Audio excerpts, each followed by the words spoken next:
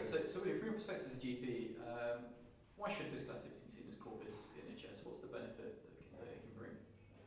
It's important because it actually prevents loads and loads of disease, and it also treats as well. We've known for a long time about cardiovascular disease and the fact that it helps stroke and a bit about arthritis and certainly diabetes. But what's come out more recently is it really does help treat patients. So someone with cancer, if you actually treat them with physical activity, there's a 50% reduction that they'll get cancer again. Now that kind of evidence is transforming the way we should be looking at physical activity. It's no longer a little add-on at the end where you deal with the big things like smoking, hypertension and cholesterol, but actually it should be right up there at the top, right across the board in every single condition. And that we haven't even touched the mental health benefits, which are huge, and also the social care benefits. So I would say that physical activity is the single most important factor for the NHS to deal with. Okay, well, as a GP, so I've been a big advocate of this for some time. How do we build those bridges with the medical community and help get that message through? Okay, I think there are three things we need to do. First of all, we need to educate the medical community.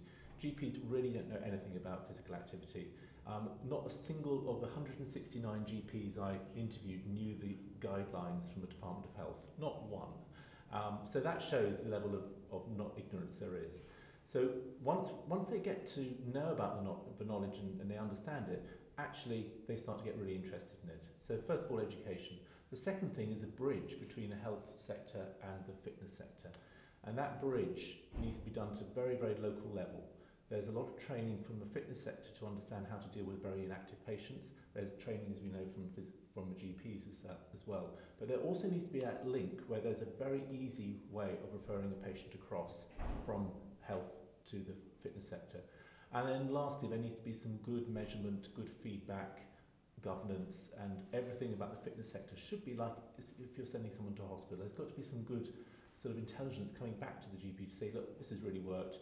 I put in this amount of money to get my patients fit, and I know I've got good value for money. Great.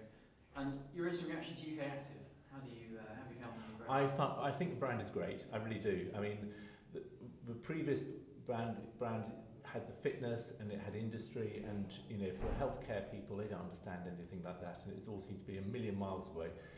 Activity is where we're at. It's UK wide, and I think actually the actual embodiment of all activity rather than just specific leisure-based and indoor-based is a fantastic move forward. Great, thanks very much. And one final question, it's the golden question. How do you keep active yourself? I do run, except the last 4 weeks.